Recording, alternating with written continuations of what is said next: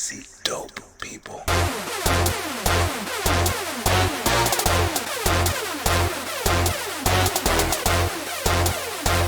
Welcome back to another episode of Dope People. Today, I have a great guest, but for those of you who are new to the show, my name is Hayden Green. I am Brooklyn's favorite polymath, and what I do is just interview dope people.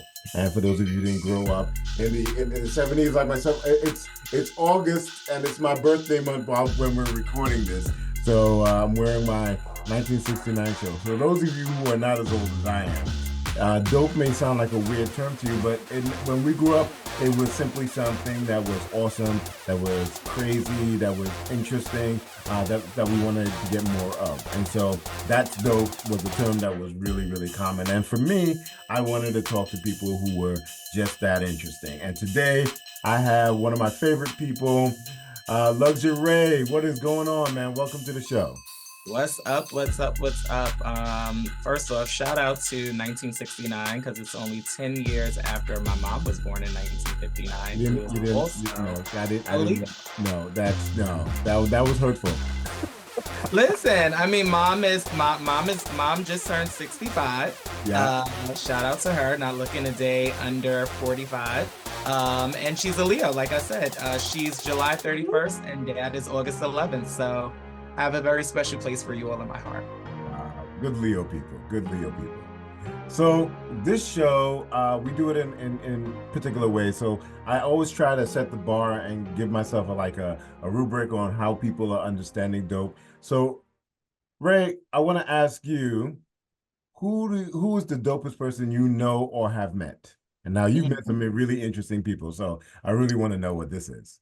I have, and this question is a little hard because I don't want to get in trouble by anyone, right? Because even though my era is a little younger, I did grow up using the term dope, and I still use dope as well as a lot of my friends. So truly understand the meaning. So with that, I'm gonna pay homage with my answer because I think one of the dopest people that I met and I'm still in contact with would be the Betsy Johnson.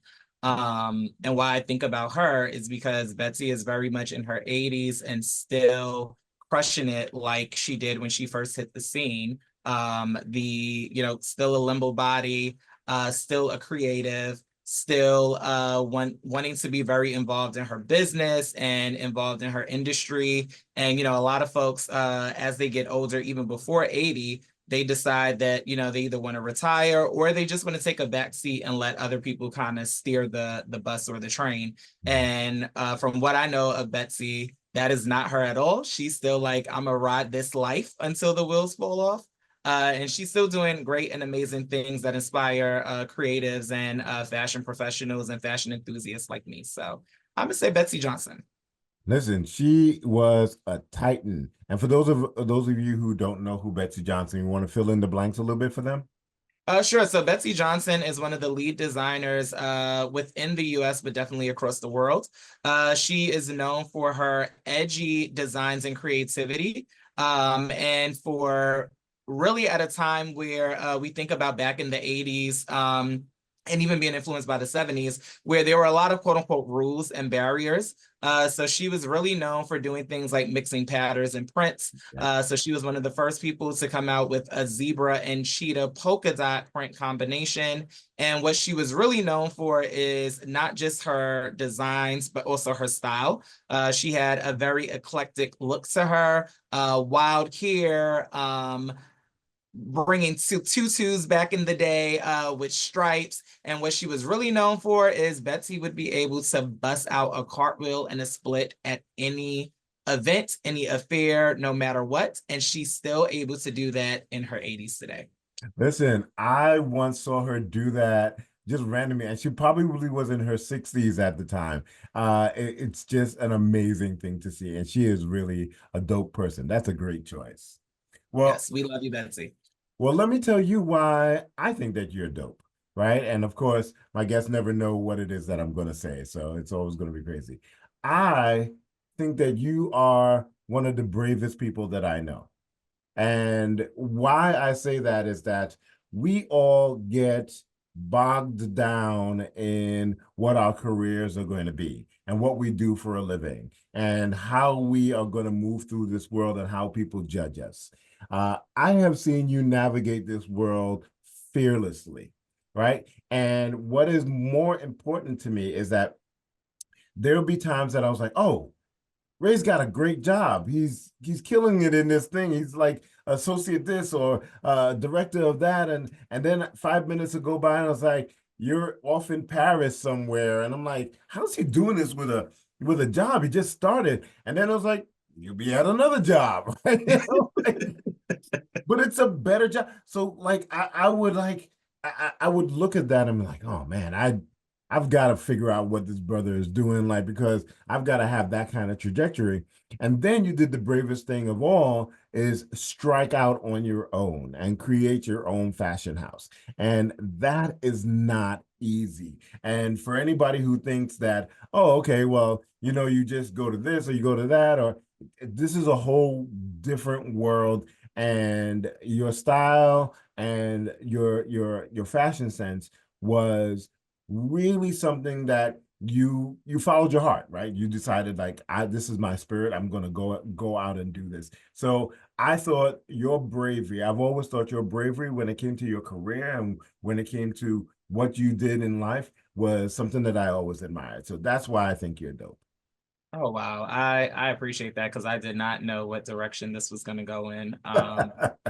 And bravery is so funny, right? Because sometimes you have to hear it from someone else to really think like, oh wait, that actually was an act of bravery. Oh. I honestly struck all of that up to you got to get it done. Either you're I try not to be a black and white person. But initially that's how I am when things are first brought to me. It's kind of like you either going right or you're going left. And then once I have time to think about it, I figure out the middle ground.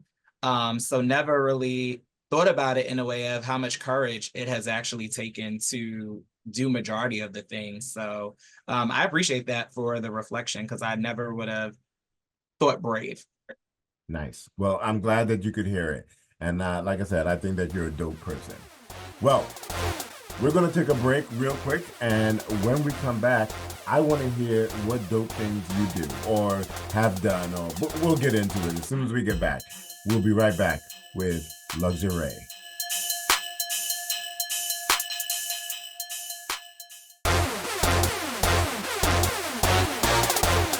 And we are back with dope people. And my guest today is LuxuRay, designer and head of the house. Like, listen, I'm so stoked to have you on the show right now. And so this is the point where I want to know what dope things you're doing, right? And it could be a one-time thing where you help do the taxes of the little old lady on your block, or it could be that you provide shoes for children every month in a disenfranchised neighborhood. Whatever it is, I want to know what dope things you're up to. What makes you dope? Love that. Well, first off, it's funny because low key, I have done taxes for the little old lady down the block, and I do try to give kids shoes. But we're not going to talk about that today. And I didn't even know that. Yes, ask H&R Block about me.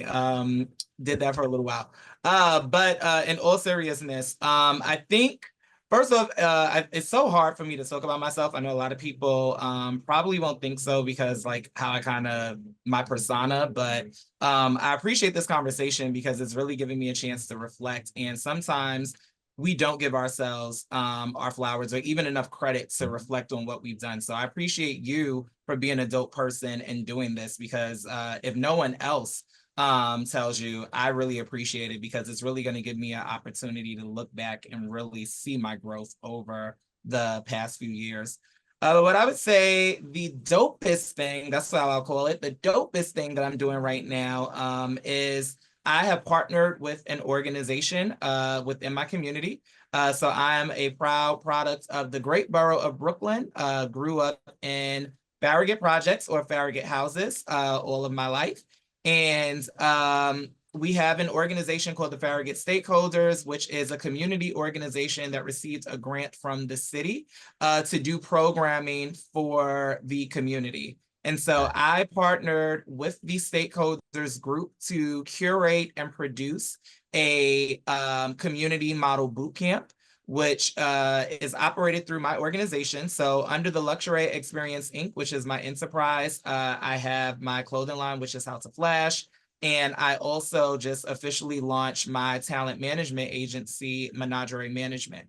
And so under the umbrella of talent management and also creativity through the LuxuRay Experience, we have partnered with the Farragut stakeholders to produce a 3-session program that gave aspiring models or individuals that are just interested in modeling or the fashion industry as a whole, an opportunity to learn from professional models and coaches. All that I've worked with professionally throughout all the big 4 fashion weeks, New York, London, Paris, Milan.